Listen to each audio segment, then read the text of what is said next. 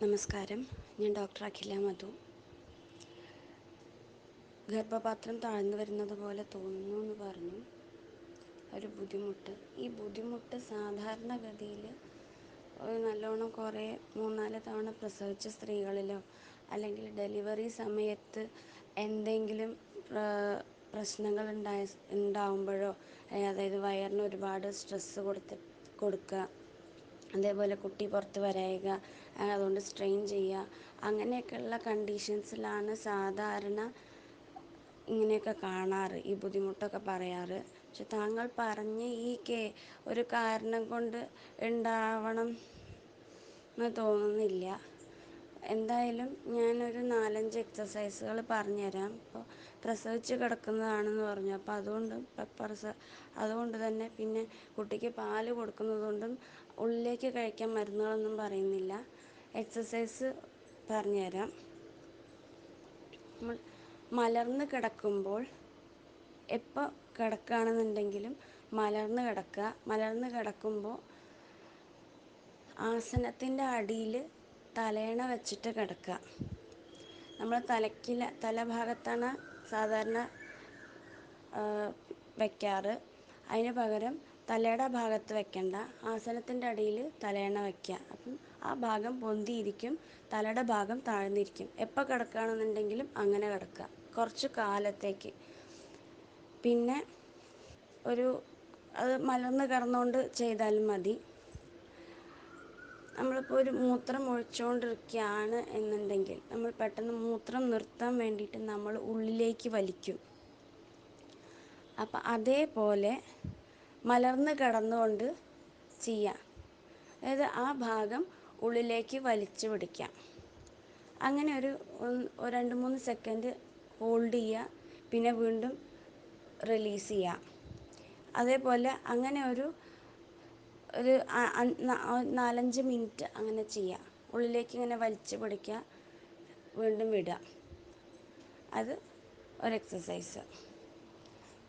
പിന്നെ മലർന്ന് കിടക്കുക, എന്നിട്ട് ഇടത്തെ കാല് മുട്ടുമടക്കാണ്ട് പൊന്തിക്കുക. എന്നിട്ടൊരു 10 സെക്കൻഡ് അങ്ങനെ കിടക്കുക. കാല് താഴ്ത്തുക, മുട്ടുമടക്കാണ്ട് പെട്ടെന്ന് താഴ്ത്തരുത്, മെല്ലെ താഴ്ത്തണം.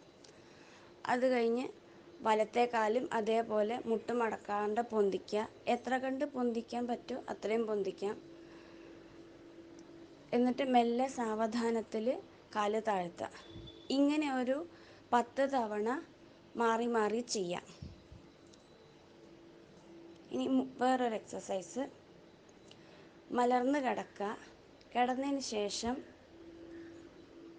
മുട്ടുമടക്കി നിങ്ങളുടെ ബ്രസ്റ്റിൽ തൊടുന്ന രീതിയിൽ കിടക്കുക. അതുകൊണ്ട് മുട്ടുമടക്കി വെച്ച് നിങ്ങളുടെ ബ്രസ്റ്റിൽ തൊട്ട് ഈ കാൽമുട്ടുകളെ കൈകൊണ്ട് കൂട്ടിപ്പിടിക്കാം.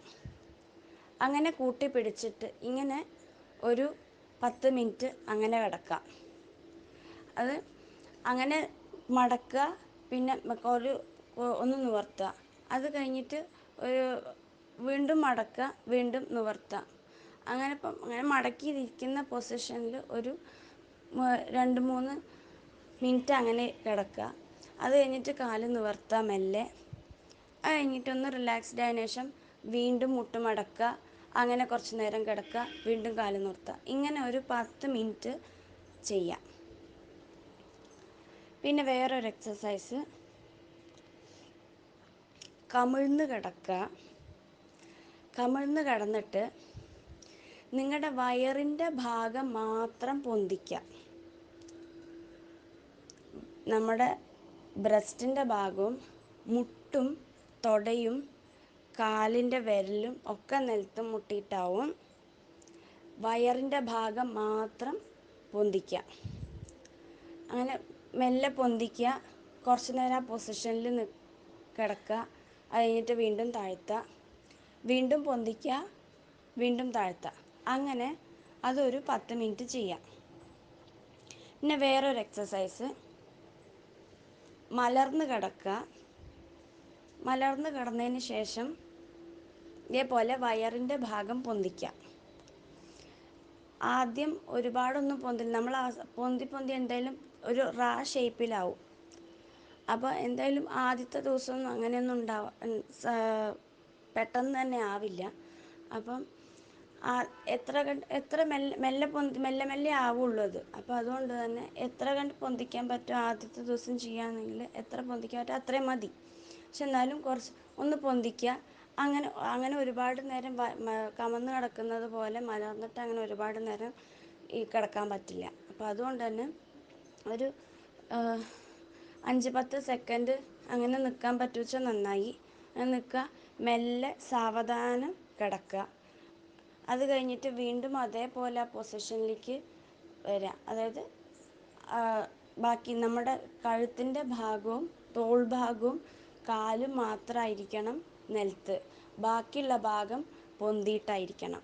അങ്ങനെ വേണം ചെയ്യാൻ. ഇങ്ങനെ ഒരു 5-6 എക്സസൈസുകളുണ്ട്. ഈ എക്സസൈസുകൾ ഒന്ന് ചെയ്ത് നോക്കൂ. കുറച്ച് കാലത്തേക്ക് ചെയ്യേണ്ടി വരും, കാരണം മെല്ലെ കുറയുള്ളൂ. അപ്പം ഇങ്ങനെ ഒരു ബുദ്ധിമുട്ടാണെന്നുണ്ടെങ്കിൽ അത് മെല്ലെ കുറയുള്ളൂ, കുറച്ച് കാലം ചെയ്യേണ്ടി വരും. ബുദ്ധിമുട്ടുകൾ അധികം ആവുന്നുണ്ട് എങ്കിൽ നിങ്ങൾ DNC ചെയ്തിട്ടുള്ള ആ ഡോക്ടറുടെ അടുത്ത് തന്നെ പോയിട്ട് പരിശോധിച്ച് നോക്കണം. ഈ പ്രശ്നം അവരോട് പറഞ്ഞിട്ട് ആ ഭാഗം പരിശോധിച്ച് നോക്കണം. കാണാണ്ട് എനിക്കൊന്നും ഇപ്പോൾ അധികം പറയാൻ പറ്റില്ല. എന്തായാലും ഈ എക്സസൈസ് ഡോക്ടർ മരുന്നുകൾ എന്തെങ്കിലും പറഞ്ഞു തരികയാണെന്നുണ്ടെങ്കിൽ അത് കഴിച്ചോളൂ. കൂട്ടത്തിൽ ഈ എക്സസൈസ് ഒന്ന് ചെയ്തു നോക്കൂ. ഈ എക്സസൈസ് ചെയ്യുന്നതോട് കൂടെ തന്നെ 1-2 കാര്യങ്ങൾ ശ്രദ്ധിക്കണം. കോൺസ്റ്റിപ്പേഷൻ ഇല്ലയെന്ന് വിചാരിക്കുന്നു. ഉണ്ടെങ്കിൽ തന്നെ അതിനുള്ള മരുന്ന് കഴിക്കണം. കാരണം അങ്ങനെ നമ്മൾ ഫോഴ്സ് കൊടുത്തിട്ട് സ്ട്രെയിൻ ചെയ്യുമ്പോൾ അത് നമ്മുടെ യൂട്രസിനും അത് ബാധിക്കും. അപ്പോൾ അതുകൊണ്ട് തന്നെ ഒരുപാട് ശോധന ഉണ്ടാകുന്ന സമയത്ത് മുക്കാനൊന്നും പാടില്ല. പിന്നെ നിന്നിട്ടുള്ള ജോലികൾ ഒഴിവാക്കുക. കഴിവതും ഇരുന്നിട്ട് പണികളെല്ലാം ചെയ്യാൻ ശ്രമിക്കുക. പിന്നെ വെയിറ്റ് അധികം പൊന്തിക്കാതിരിക്കുക. അത് വയറിന് സ്ട്രെയിൻ കൊടുക്കുന്നതാണ്. അതുകൊണ്ട് തന്നെ വെയിറ്റ് അധികം പൊന്തിക്കാൻ പാടില്ല. പിന്നെ ഭക്ഷണത്തിൽ വറുത്തതും പൊരിച്ചതുമായിട്ടുള്ള എണ്ണ പലഹാരങ്ങൾ കഴിവതും കുറയ്ക്കുക. താങ്കളുടെ വെയിറ്റ് അധികമാവാൻ പാടില്ല. കാരണം വെയിറ്റ് അധികമാവുമ്പോൾ ഈ എക്സസൈസ് ചെയ്യുന്നതും അതുപോലെ തന്നെ യൂട്രസിനും അതൊരു ഭാരമായിട്ട് മാറും.